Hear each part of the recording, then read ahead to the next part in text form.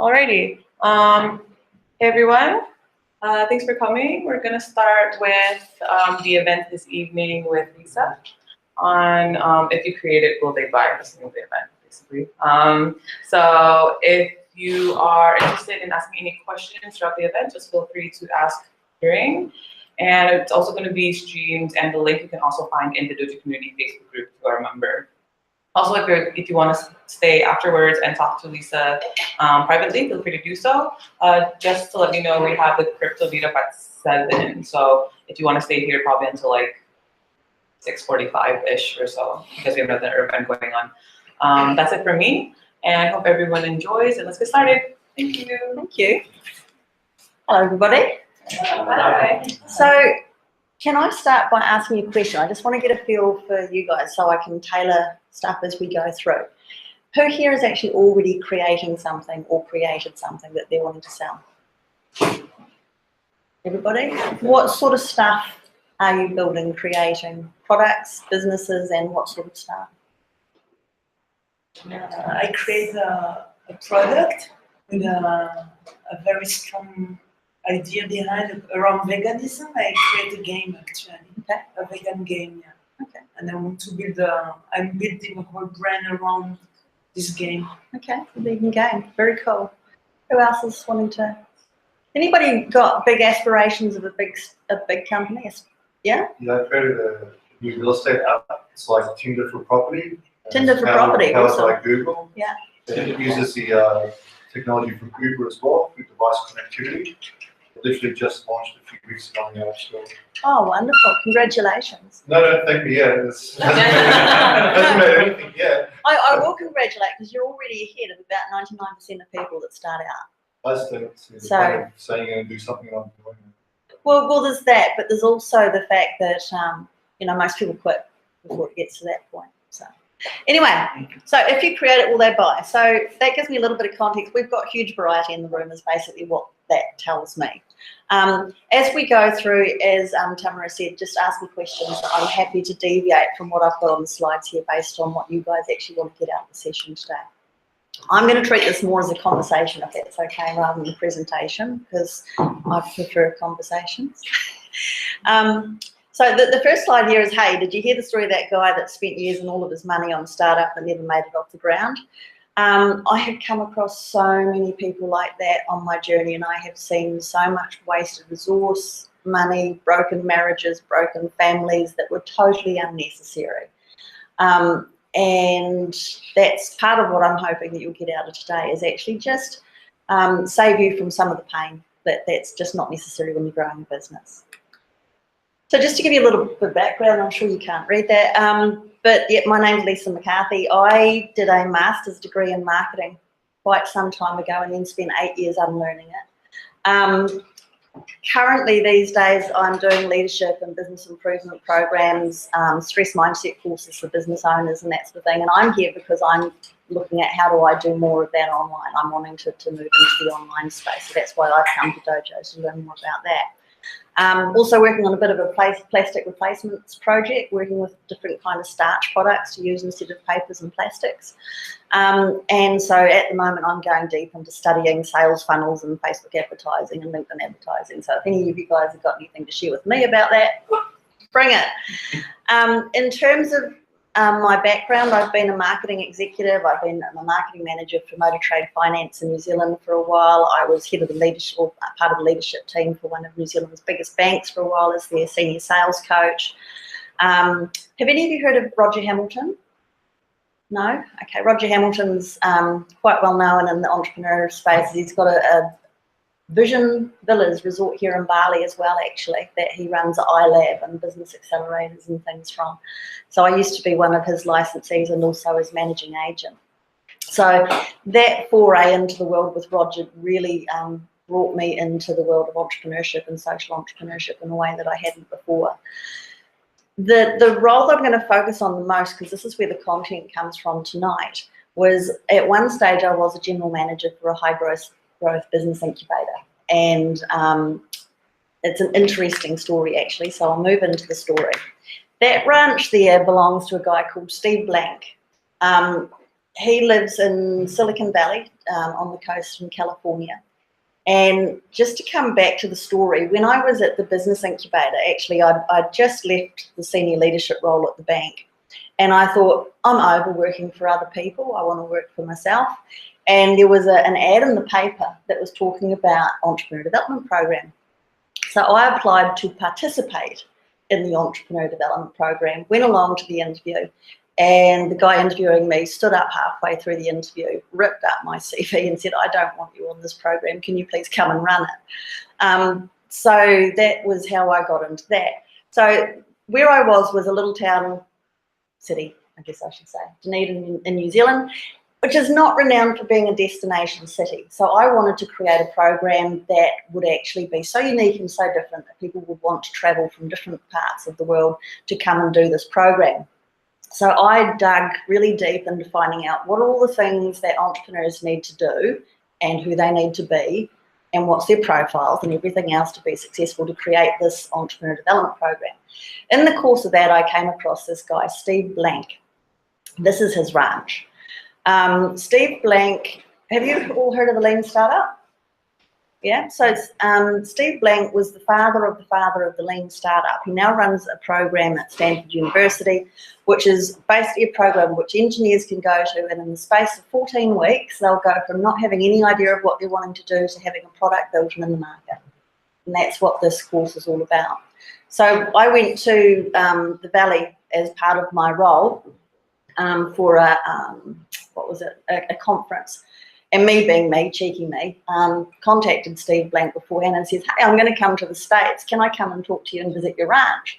So I went there and he started talking to me about the stuff that he was doing. I started telling him about the stuff that I was doing. And basically, he is the father of all of this market validation stuff. So I got to learn so much from him about this. So what I'm covering today is a mixture of his stuff. It's a mixture of the stuff by a guy, Rob Adams, who's also very smart in this area. And towards the end of the session, I'm going to be talking more about if you're not trying to build something big and wonderful, there are a few shortcuts that you can take in the process. So I'll cover that as well. So anyway, I had learned all the things that you need to do and whatever to be successful as an entrepreneur, and then proceeded to go out and do everything on my own and not follow all of my own rules. So I quit my job, I sold my possessions, I moved cities, I started a new business, doing something that I loved that nobody wanted.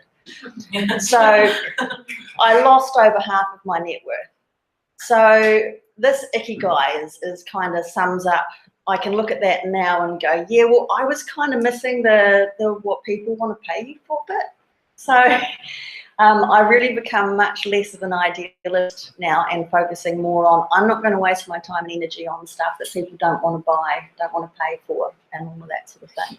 So today I'm going to help you figure out how do you get in that space of what do you love, what do you do well, what is it that the world needs and people are actually willing to pay you for. That's the combination that we've got to aim for. So why test your market? Over a 3-year period, any 3-year period, 90% of all startups fail and 70% of all products fail. And it doesn't need to be that way.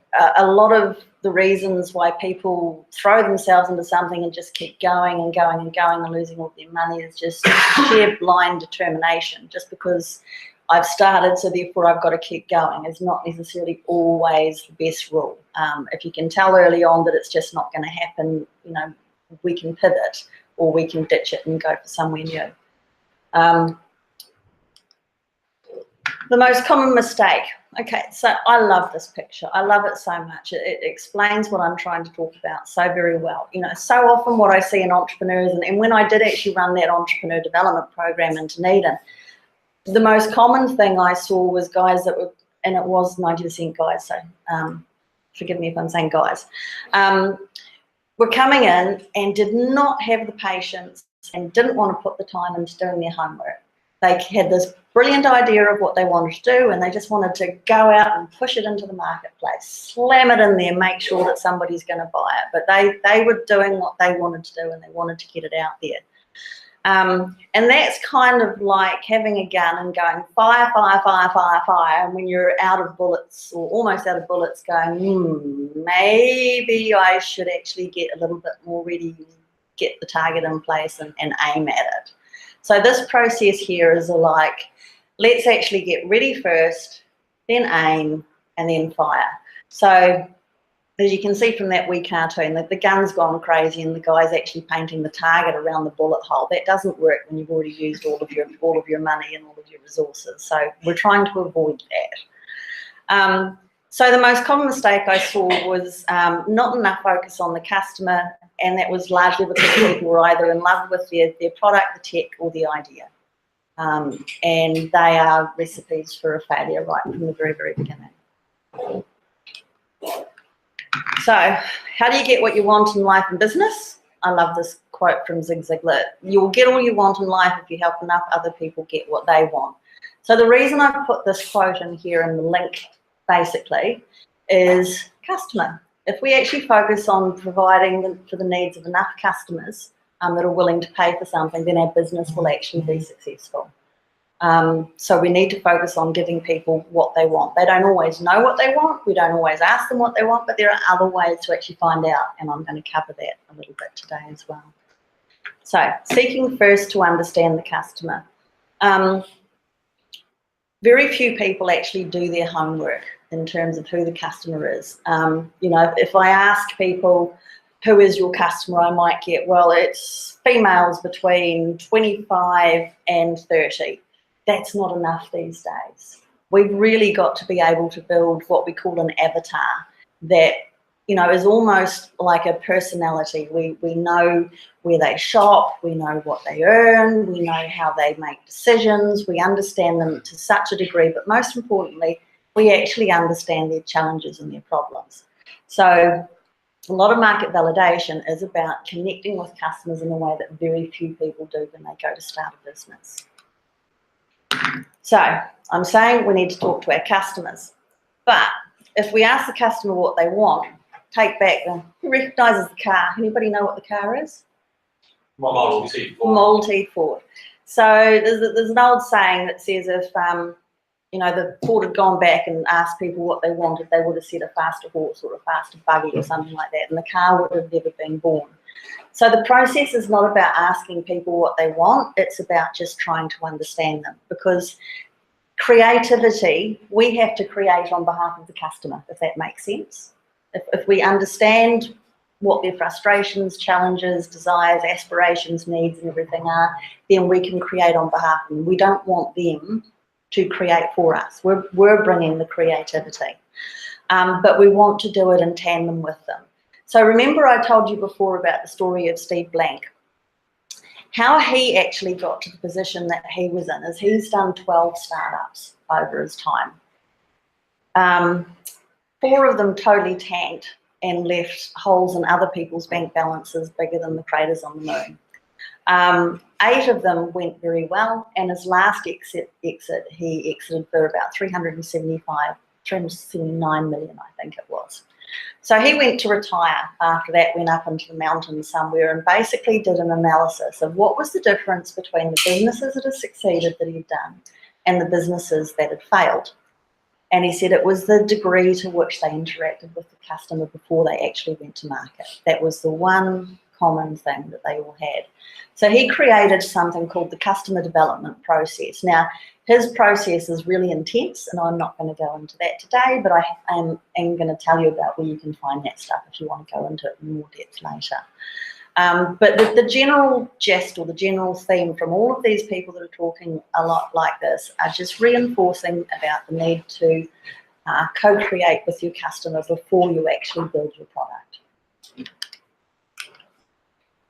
So Einstein, pretty smart man, he said, if I had an hour to solve a problem, I'd spend 55 minutes thinking about the problem and 5 minutes thinking about solutions. One thing I learned in my time running the entrepreneur development program and with all of the other startup entrepreneurs I've worked with over the years as well, and actually I do a lot of training around innovation and creativity, and I've gone into corporates and done workshops on that sort of stuff as well. And the thing I find again and again and again, and actually put this one in the back of the mind, and the next time you're actually brainstorming something, time how long it takes you to go from thinking about the problem to going to the solution. It's really, really hard to stay actually focused on a problem because we're innately geared up to start thinking about solutions. So the biggest thing I would suggest to you is focus on the problem of the customer. Really, really hone in deep on what's the problem that you're trying to solve for them, what's the challenge that they've got that you're trying to solve for them, and put 90% of your effort into understanding that, because when you understand that, the solution will actually automatically come to you. Okay, that actually fits that problem. You'll be able to go, okay, here's an example. I told you before that I'm working on a plastic alternative. I've been able to go to the designer that does a lot of the design work for Team New Zealand Yachting, that actually designed the foils and uses all the new carbon fibres and plastics and that sort of thing. And I've gone to him and I've said, right, and this all came because I was having a drink in a cafe one day and had one of those paper straws, and I get the need to get rid of plastic straws, but the paper straw, it sucked. You know, you put your lip around it and lip sticks to the paper. And I thought, I wonder if anybody else has got this problem. I certainly don't like it. So I did a little bit of homework and went to this guy and I says, right, I don't like the fact that paper straws disintegrate so quickly, but if we're going to do something that's going to replace the paper straw, it needs to be at least no more expensive than the paper straw. And I want it to break down within 21 days. It's got to have these qualities and these qualities. And the only reason I could come up with all of that is because I'd done analysis into the problem. Does that make sense? So getting to the solution was really easy because I'd already defined what it actually needs to be. To be what the market wanted, I already knew what it actually needed to be. So focus on that problem and control yourself about leaping to the solution too quickly. So what is market validation? By simply engaging with real people and asking the right questions, you can confirm if your idea solves a problem, who your potential buyers are, and ultimately whether or not there's a market for your product. So the primary objective for market validation is product market fit. Does everybody know what product market fit is? Product market fit is essentially we've got the right product in front of the right people with the right message. That's when things go, oh yeah, and they take off. I've had plenty of examples where we haven't done that, and I'll tell you about a few of them a little bit later. Now, I feel like copywriting this term because I've come up with it, and I think it's particularly clever. I call it the BHAS. Have any of you heard of the BHAG? You know, big, hairy, audacious goal. I've come up with the BHAS, which is we want a big, hungry audience willing to pay. That's actually what we're looking for. So the three criteria is a sense of urgency. They've got something that they want to fix and they need to fix it now. And the reason for that is a busy world. I mean, how many, they say something like 15,000 stimuli every hour that we're actually facing. So if you want to cut through the clutter and be noticed and brought into the memory of your target audience, you've got to be dealing with something that's meaningful to them right here, right now. And I think that's getting worse. We're really in an environment of instant gratification. If people can't get a solution right now to their problem, they kind of don't want it.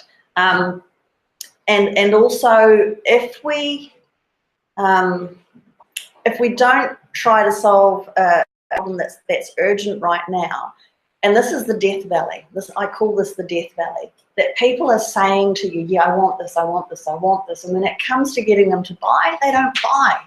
And it's frustrating. And the reason is because they are probably only ever taking action on the top two priorities in their life.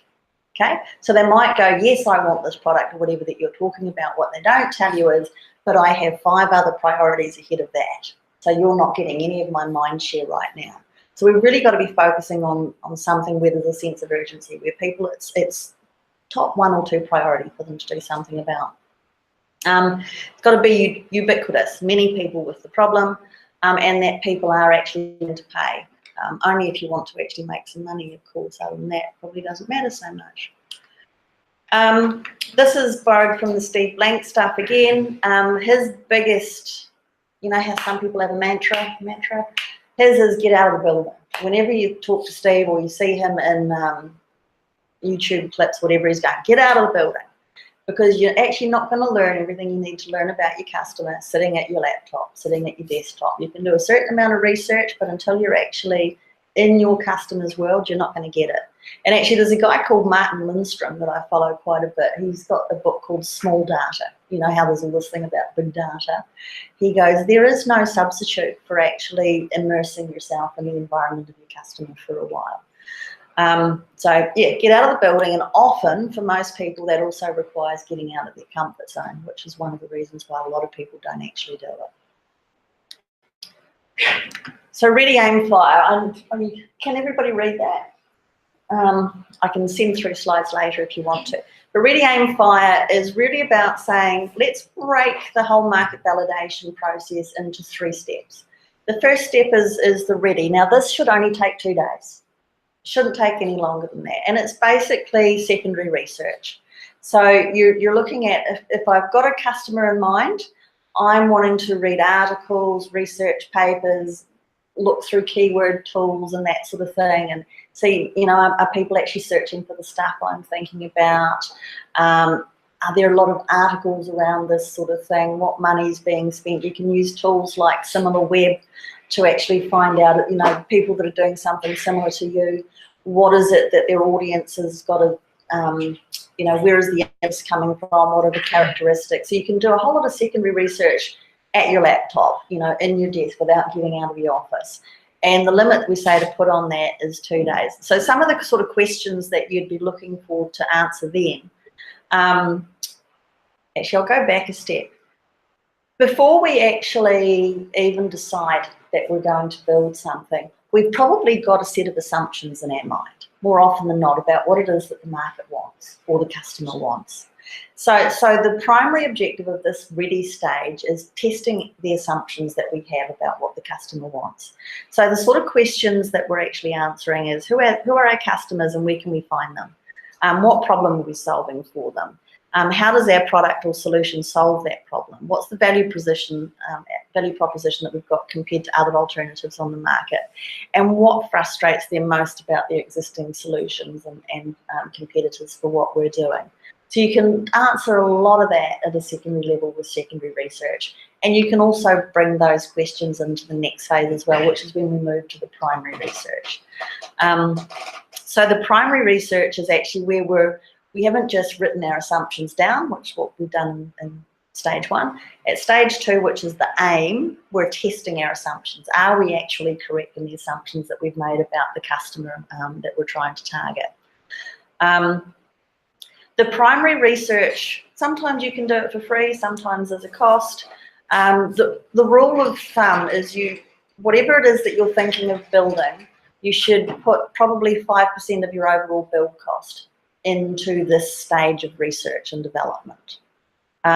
So if you're trying to do something for free, 5% of nothing is nothing, but you've also not got a whole lot to lose. So it's kind of just a rule of thumb.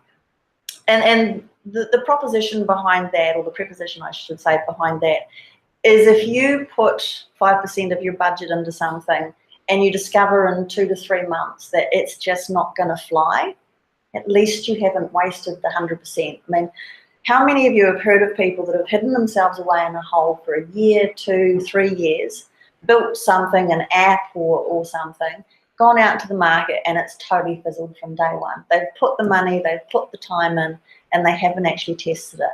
So as a rule of thumb, you can actually save 95% of your money, time and effort by actually going through this process. And I've just done this recently. I was looking at setting up a CEO forum and went out and talked to a few people and then did a bit of a survey. I think the whole thing cost me about $70 to go through the process. I probably put about 15 hours into it, looked at the results and went, this is going to be way too hard for the return that I'm going to get for it, and killed the concept right there and then. Didn't waste months, didn't, you know. And there's the opportunity cost as well. You know, if you're working months or years on something that's not going to work, you've missed out on something that could. So that's the way to kill it quick. Interviews are the very best way. One-on-one interviews, either by phone or in person. Phone is often just as good as person. The people like Rob Adams say that unless you've actually interviewed 100 of your potential audience, you don't have a fair idea. But they say don't do any more, because more often than not, by the time you get to have spoken to 100 potential customers, you're probably getting the same messages and same things coming through anyway. So anything beyond that's kind of a bit of a waste of effort. The secondary goal, I guess, of saying I need to talk to 100 potential customers is because it forces you to go, how easy is it to find my customers? If you actually can't find your customers and get in touch with them at that personal level, that tells you straight up your sales and marketing is going to be really difficult, because you don't know how to find them, you don't know how to reach them. So if you can find 100 people potentially to talk to one-on-one first up, then you're also going, okay, and I can replicate this and scale this when it comes to actually doing my sales and marketing. So it's doing a double test there.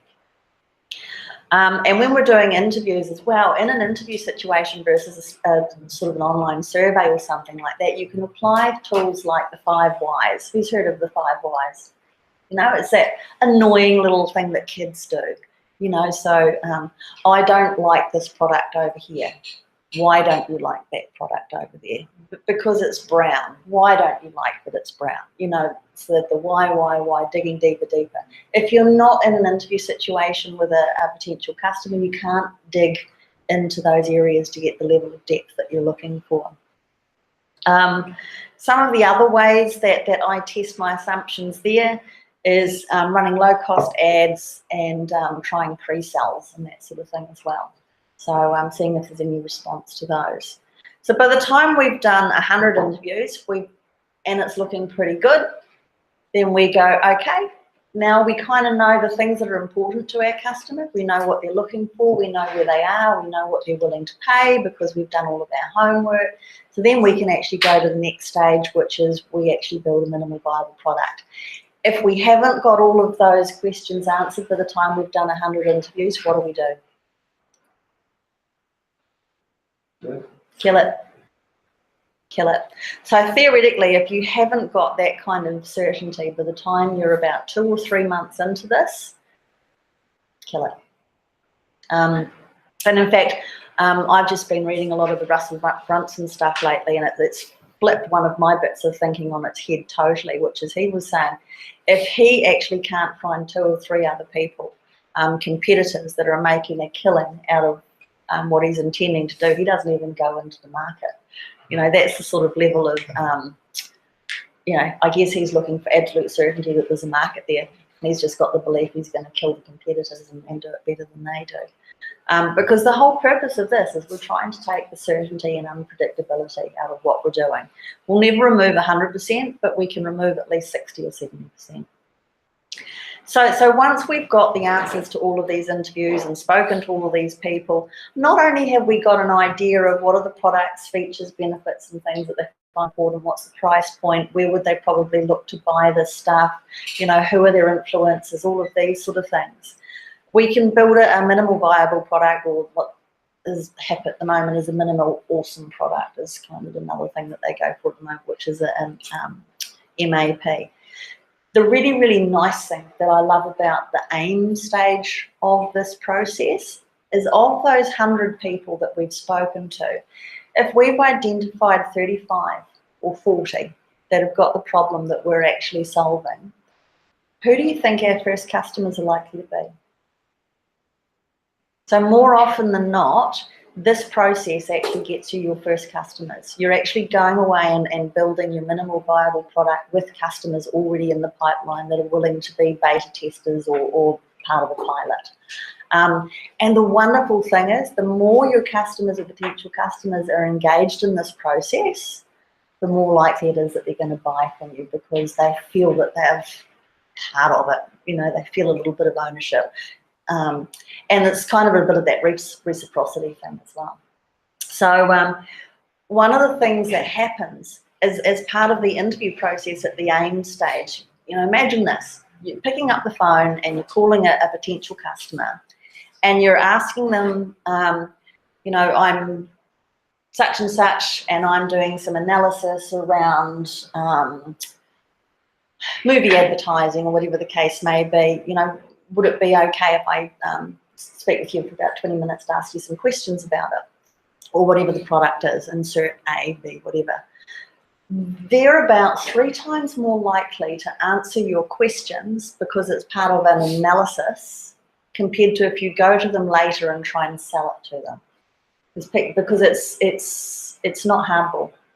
So this process of actually going out and asking questions, whatever your conversion rate when you're going out selling, it's probably going to be half what you were getting in terms of your conversion rate of people when you were doing your analysis that were actually agreeing to actually just answer the questions. So that AIM stage is a powerful, powerful stage to actually get your first customers on board. So here's a wee bit of a case study that I was part of this company, and in fact they gave me some shares in the company for my contribution towards it. I feel guilty taking the shares because we stuffed it up so bad. Stuffed it up. So the first case study here is how not to do it, okay? So this company, a young guy that was part of he was part of the development program and came into it a day before it was killed because the board killed the program because it was too innovative, get that. But this guy, he built this product. We're 6 years into it. We built this business. We're 6 years into it. There's been 4 complete rebuilds of the software in that 6 years, and there's over 2 million of investment that's gone into it in the last 6 years. It started off as a solution for law firms to boost productivity, re-commercial leasing. Now, my big mantra when I'm talking about this sort of stuff is test it. You know, what I say isn't important. Go away and test it. Test it, test it, test it. What, you know, my opinion doesn't matter. The opinion of your potential audience is actually what matters. So that's what I said to him, to this young guy. I says, okay, that sounds like a great idea. Go away, test it. I didn't tell him how to test it because it was just lunch. I left my job and whatever else. So he went away, tested it, and he decided, wow, everybody loves this idea of this product that we're going to create. It was a solution for law firms it reduced the time it would take them to do a commercial lease from 55 minutes to 5 minutes. You'd think that a law firm would be going, yeah, I got to buy that, wouldn't you? Nah, didn't happen. They weren't interested. So they loved it, but it took us 2 years to find out that they didn't want to buy it. So scrap that. So the next pivot that we had was a solution for landlords to manage their own property portfolios. And this was my pushing that I went, stuff the lawyers. Because what we'd actually come up with by accident was actually a disruptive technology that could bypass the lawyers out of the commercial leasing platform altogether. And it would allow landlords and tenants to actually do their own legal agreements, which would save them hundreds. So I pushed for 6 months with the founder of this company and says, we need to bypass the lawyers. They're not our customer or our audience anymore. They are actually the ones that we're going to disrupt. So we did that, and it took off for a little while. And after we started doing that, in the next 2 years, there were 2 hostile takeover bids. The founder had a breakdown and almost died, and not enough customers were willing to actually pay for it. So it was in that death valley that I spoke about. There was enough coming in to kind of not want to kill it, but it wasn't going anywhere, and it was never going to go anywhere big. And it's pretty tough to kill something that you can actually see some people are willing to buy. That's a tough call, and it's one that if you get to that position, I'd say make the tough call. Okay, if it's not going to go to a point that it's really going to take off and do what you need it to do, then kill it. And in fact, there's this whole process of market validation. Who here believes that statistics can read whatever you want them to read? Yeah, exactly. So when you're doing this process for yourself, the thing to be careful about is to actually go through the process. Your objective is actually to kill your concept. Okay? You're trying to kill it. You're trying to find every reason why it won't actually go. You're not trying to find how it should go, why it should go. You're trying to find reasons to kill it. How many reasons do you need? Enough that would be an absolute deal breaker. You know, like Like how long's a piece of string is what you're actually answering? Well, it comes down to how risk averse you are, how much is at stake, all of those sort of things as well. So, you know, say, what's a good example? Oh, this is a really silly example, but it says the point. Some guys doing a brainstorming concept, and they were all engineers, very, very clever people, and they came up with a new design for a wheelchair, which was fantastic. But we could kill it within 5 minutes because it relied on pedals. Now, the theory being, if you've got a foot pedal, you probably don't need a wheelchair, okay? So, in that sort of situation, you can go, well, this is just dumb. Yeah, that would kill it. So if it's marginal, then you keep going. If it looks like there's enough people willing to buy it, but you're just looking for things that are an absolute, it's just not going to fly. So when you're looking at those things to try and kill it, are they also potential, ways that you can look at improving it? Yes, that you'll adjust what's in your product, you'll adjust your market. So yeah, you can take those things and learn from it and tweak it, absolutely. But if you can't and you realise actually the market doesn't exist, we had that totally wrong, it isn't a problem for people, or it is a problem but it's not a big enough problem that they're willing to do anything about. All of those things that I meant before about the BHATs, the big hungry audience that's willing to pay money, if it doesn't fit that, you're wasting your time. And also it's got to do with timing as well. So some great technology, great businesses are often too early for the technology available. So I don't know if you remember a company called Webvan, which was going to be grocery deliveries back in the year 2000. That was way too early. People lost a lot of money. Uber could not exist before smartphone technology. So you Timing is right. Yeah, the timing has to be right. Yeah. And you don't want to have to boil the ocean, which means changing people's human behaviour. Yeah. So really, that comes down to hunger. If there's no hunger there, then that suggests that the timing is out. Here's a ratio or a stat. If you actually want somebody to adopt a new product that requires a behavioural change, your benefits have to be at least 9 times what their existing situation is. That's the ratio.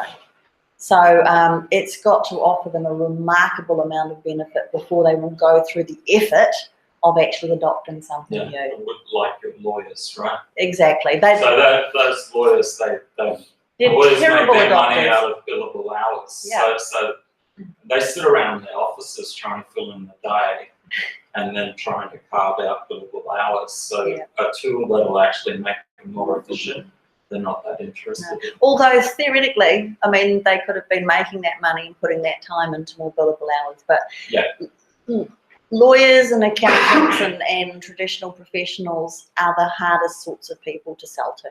Yeah. I have decided. So the last pivot that we did was almost accidental, and we've stumbled onto an absolute winner for this. So the product now, or the business is entirely geared around one product, is a lease accounting solution for tenants. As soon as that happened, boom. All of a sudden, we've got higher conversion rates in the people that we're talking to. We've got word of mouth referrals happening because people are going, wow, you're solving a problem.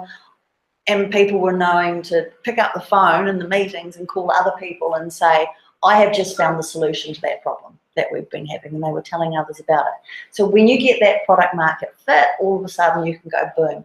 And then you've got, hopefully, blitz scaling, which is another nightmare. So that's another whole conversation.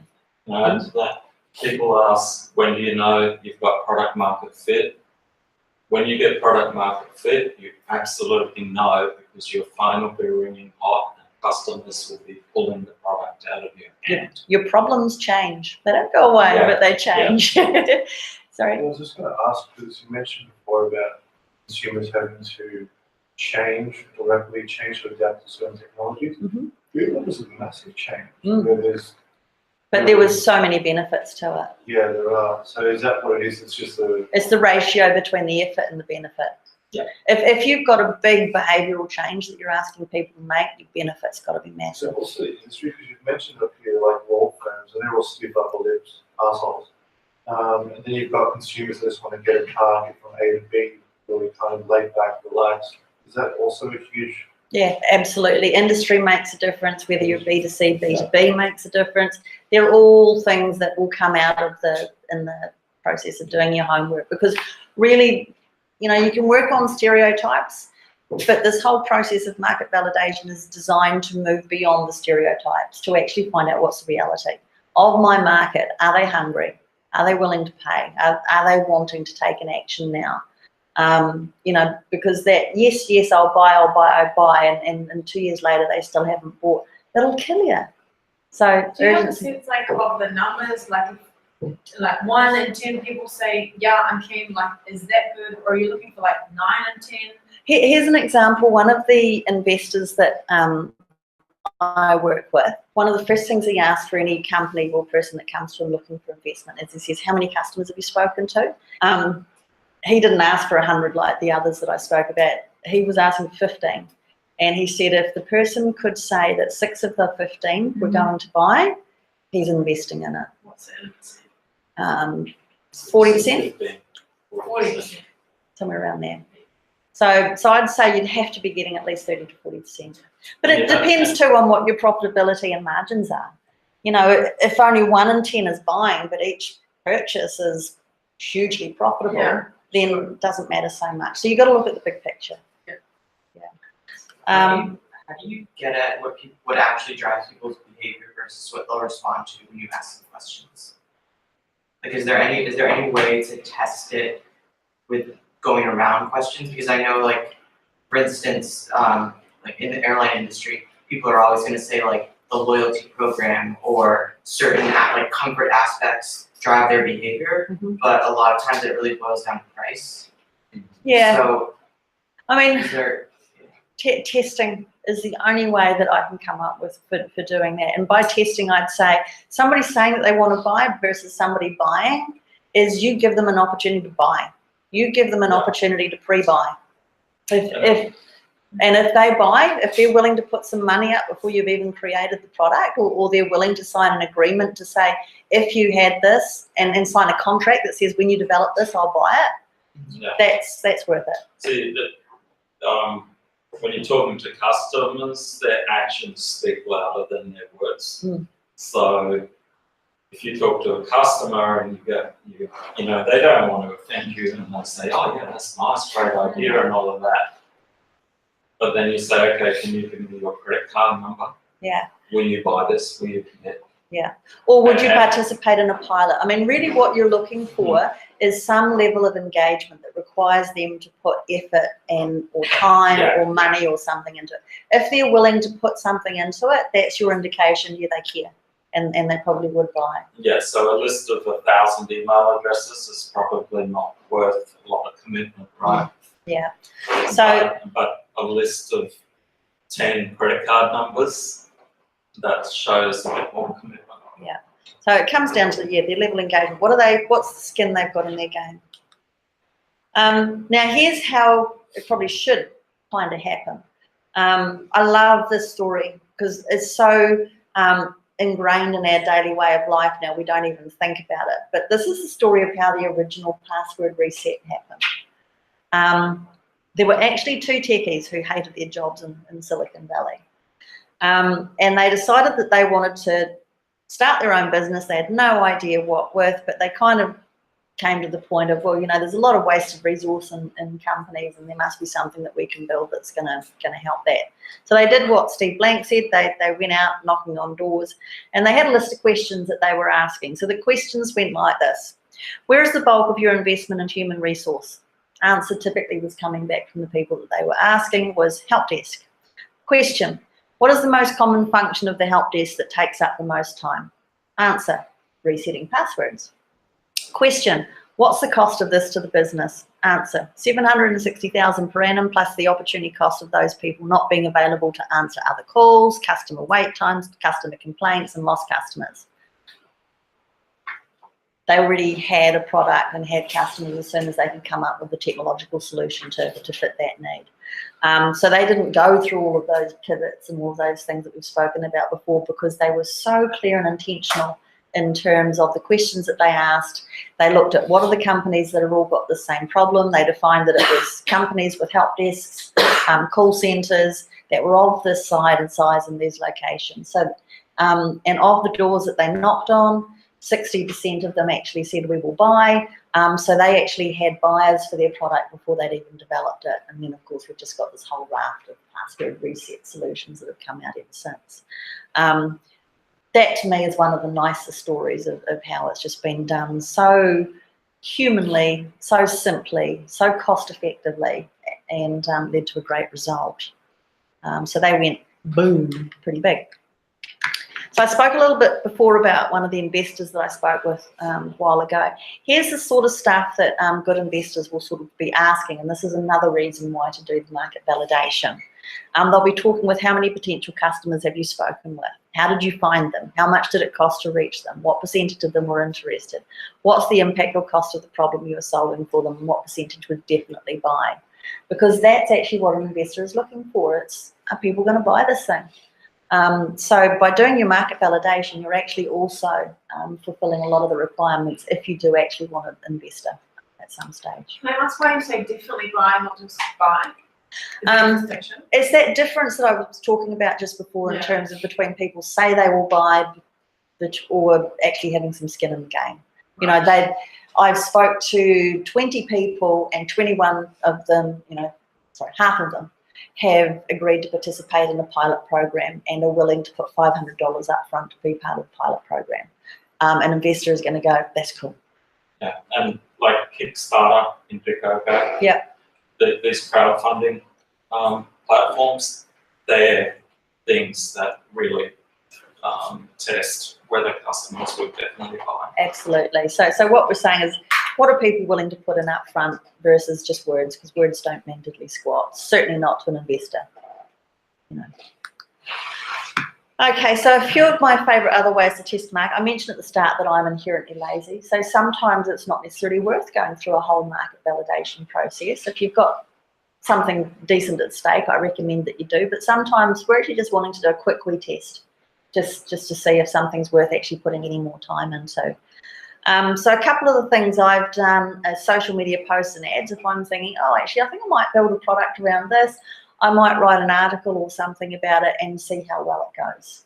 And then if it doesn't go that well, then I'll go, yeah, and drop it. One of the things I've done that I've used about 3 times now because it's just gone absolutely gangbusters.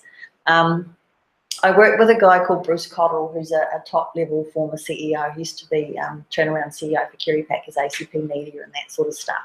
And he's just written a book, and I get a share of all the books that sell and all the programs that sell and all of that sort of stuff. So I wanted to see where was the best place to target all of the advertising and everything for his book.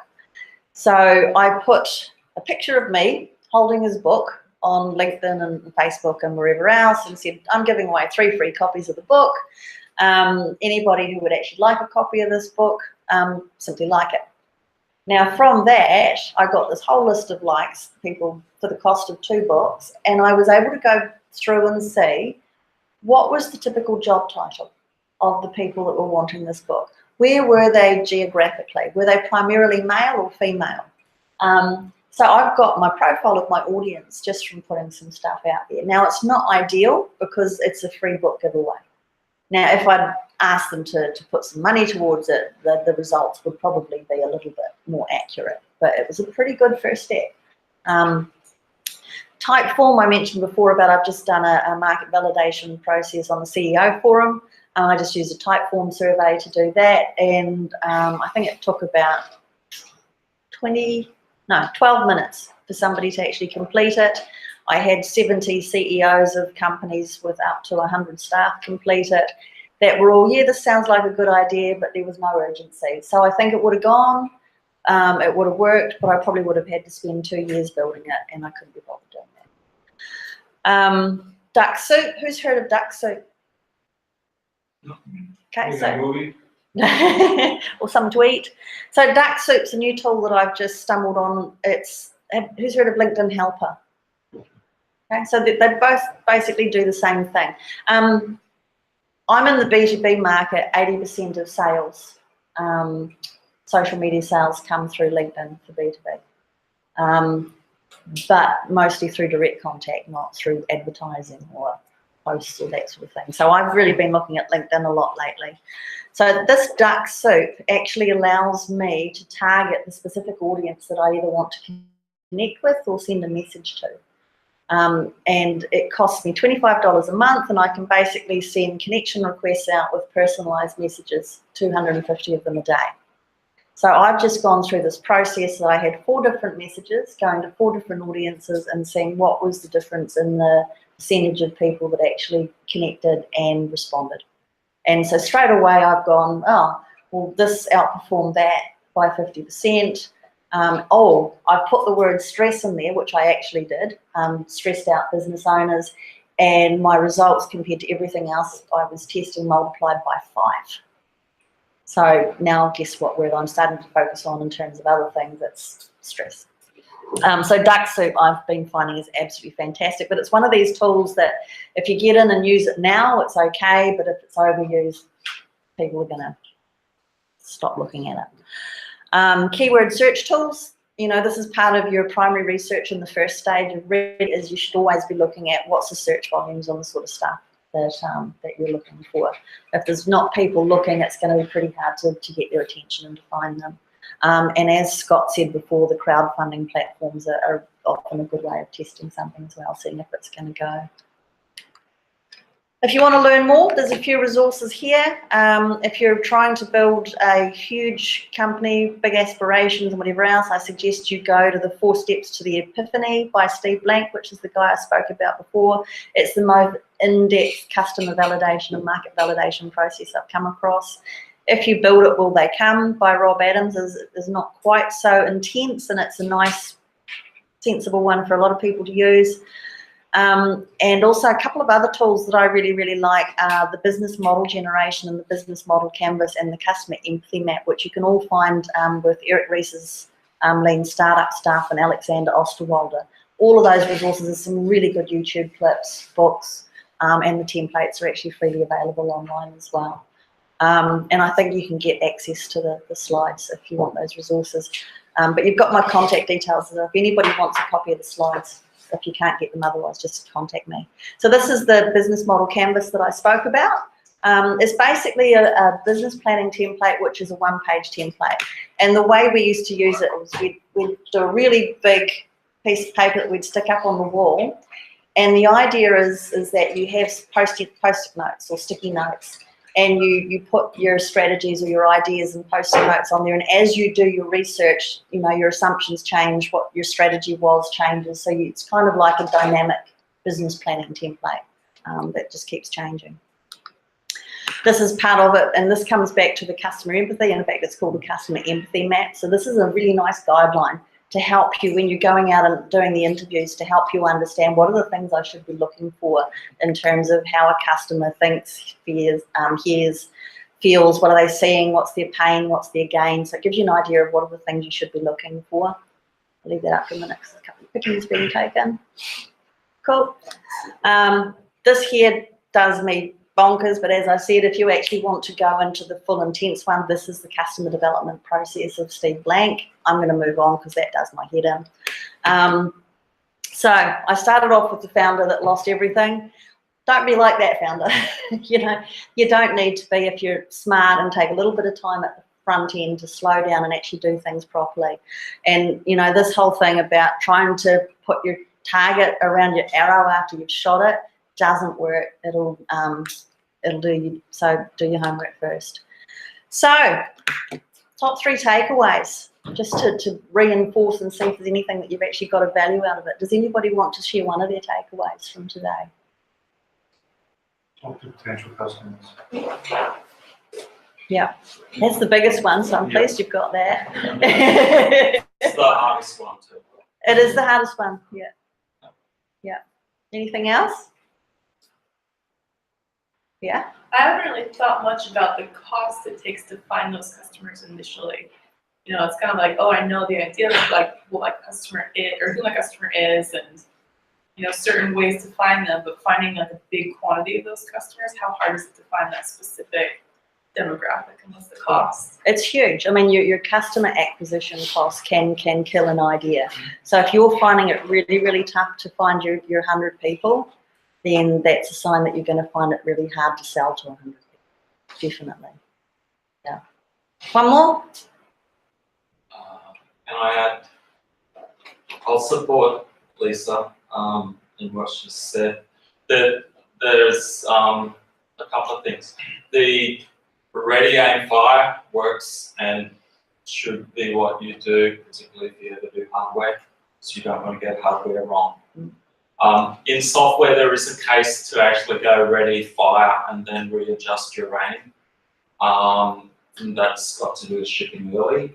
Instagram was a case of ready, fire, and readjusting their aim. They did actually include some customers before they did that. Yeah, well, they launched Bourbon. Instagram was originally called Bourbon. They launched it to their user bases, and it was the early customer that told them, we hate most of the app, but this thing with the photo filters, that's kind of nice. So they threw out, Instagram was originally going to be like a whole social media platform. 90% of that first product that they shipped, which is the fire part, actually failed. And then they readjusted their aim to the 10% that worked. So if you've launched something, and you may find that your customers, you have to sift through what people are engaging with. Yeah. Generally, as a rule of thumb, if you do the ready, aim, fire, you will reduce the number of pivots and the amount of time it takes. So I say, regardless of what it is, do the ready, aim, fire. The aim might be a really small aim. You know, if you've not got a lot to lose by building your minimal viable product, then maybe you don't need to put as much time and effort into it. So it really comes down to what's the risk and how much effort do we need. If it's a big risk, we need to get this even more right. If we're not risking much, then, just some surface stuff is actually going to be okay. So that's the general rule of thumb. And that's me. There's all of my contact details. So if there's any questions that you've got or you want to access any of the resources that I've spoken about, feel free to drop me a line and stay in touch. That's all I've got for today, folks. Thank you. Questions?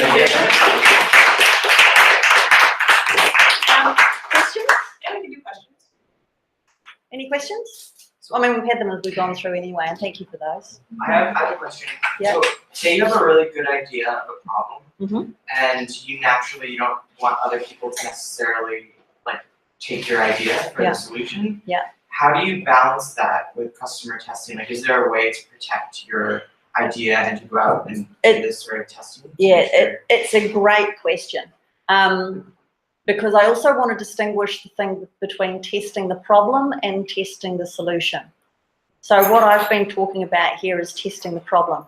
Yeah, okay. Not testing the solution. So yes, you do have to be careful about testing the solution. And at the moment, I know that Facebook's about to launch a competitive product for Tinder. And I know that the Facebook employees are all now actively using the Facebook Tinder. With a caution, I might add, from Facebook going that fraternisation is not welcome to this company.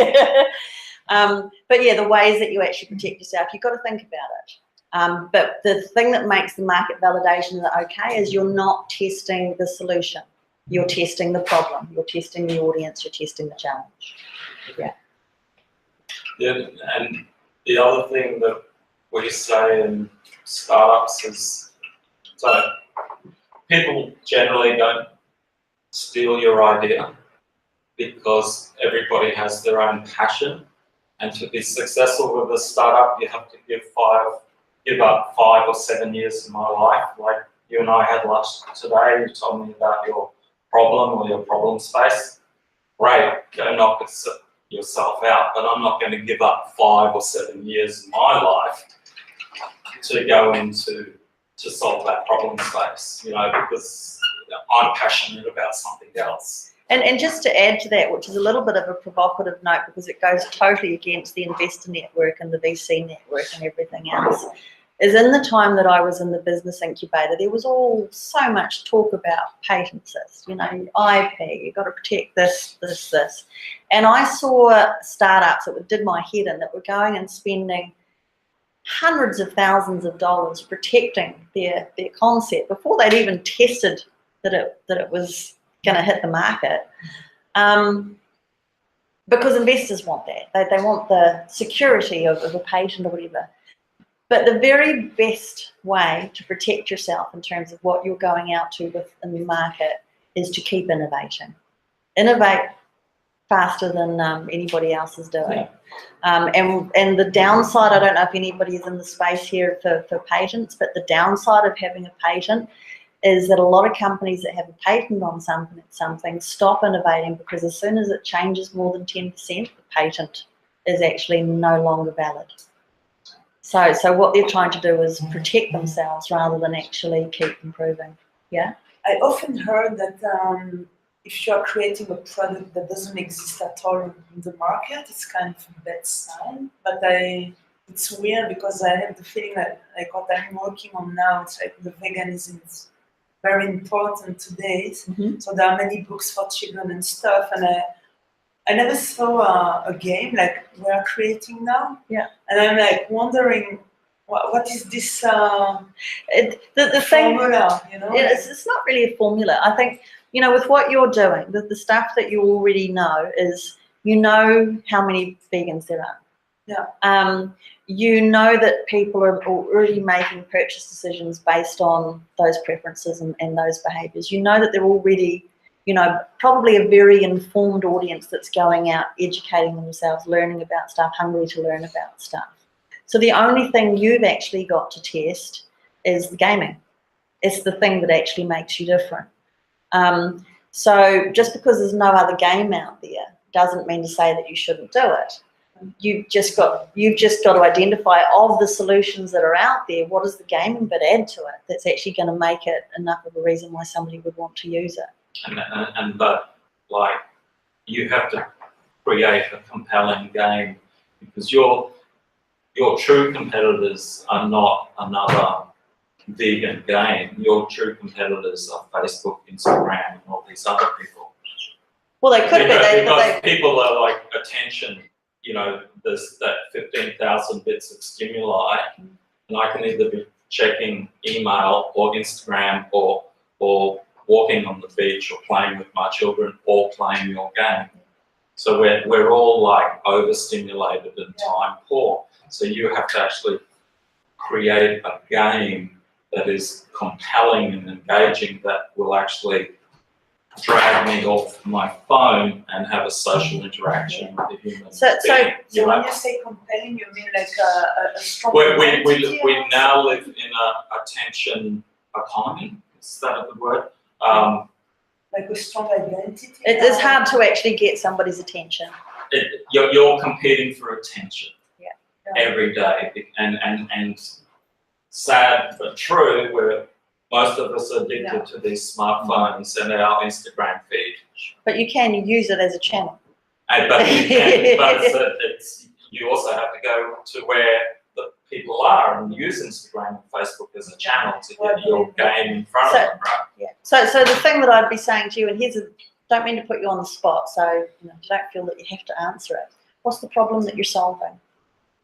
Yeah, this is a big question. Education around this topic. There's no education enough. No, so that's pretty loose. So what I would suggest to you is, what's going to help you get clearer on what is it that you need to build that's really going to hit the market and find that product market fit quickly, is define that problem so well that there's no room for error. It's like, the problem is this, and this. And like, you're actually projecting the problem onto your potential customers. You're saying that there is no education for vegans out there or whatever, and you're that. But if your customers are saying, this is so painful, there's no education for this. Yeah. There's a difference there. Sure. Yeah. Do you know what I mean? So if you go talk to your vegan customers and say, what's the most painful problem you have, They may say a lack of education. They may say a lack of education, or they might say we don't know whether this food is truly vegan or not. You know what I mean? Like we go into a restaurant or I buy a product in the supermarket and I can't understand the food packaging labels on the back of it to know whether this is truly vegan. So those first questions that I put on that ready slide about defining your problem, your audience, all of that sort of stuff. If you answer those, you'll come up with what does the game need to look like, and is a game actually the right thing? So start at the very, very beginning. Now we get this idea, our solution in our head. It's But interesting. so pull it back and go, oh no, that's the solution. Pull it back. And there's I mean, there's a really cool concept. Do you need to go, or do you want me to share another cool thing that I like? So here's something. Who's heard of brainstorming? I came across a process that's vastly superior to brainstorming a little while ago, and it's called question storming. And it's absolutely fantastic. So what you do with question storming is you sit down, and the way that you could apply it to this market validation is you say, what are 50 things I want to know about my customer? And you sit down and write 50 questions, 50 questions, 50 questions. And then you go back through them and say, how could I make that question better? How could I make that question better? How could I make that question better? And then you go, so what are the top 3 most important questions out of that 50 that I really, really do need the answer to? So it actually gets you asking those right questions, because the right questions will actually take you to the right problem, and the right problem will take you to the right solution.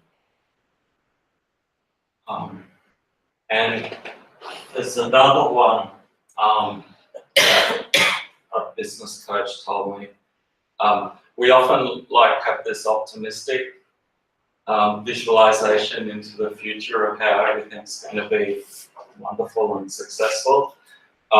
This business coach called Rob Davidson is quite a successful recruitment business guy in Australia and New Zealand. He took me through this visualization of your death and why will this project fail? And it was really good. It's sort of like go 6 months, 12 months, 18 months into the future and visualize really clearly why your thing will fail. And then you can prevent death. And then you using your creative intuition, look at all of the things that might kill your baby, your project.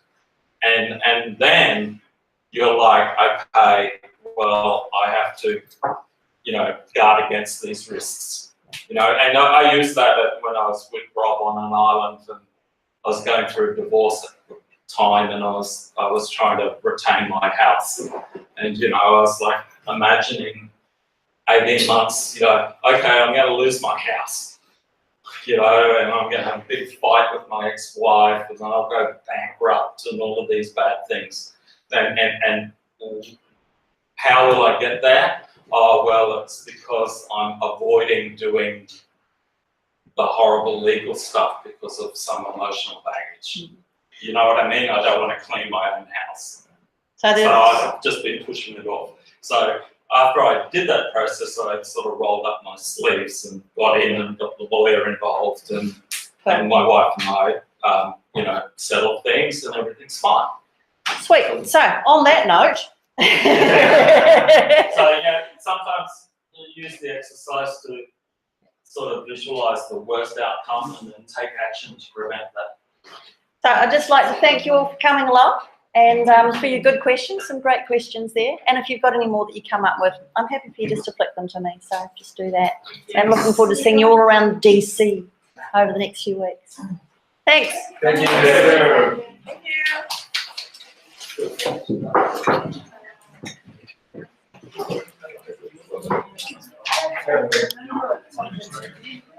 Yeah, back in February. I talked in February.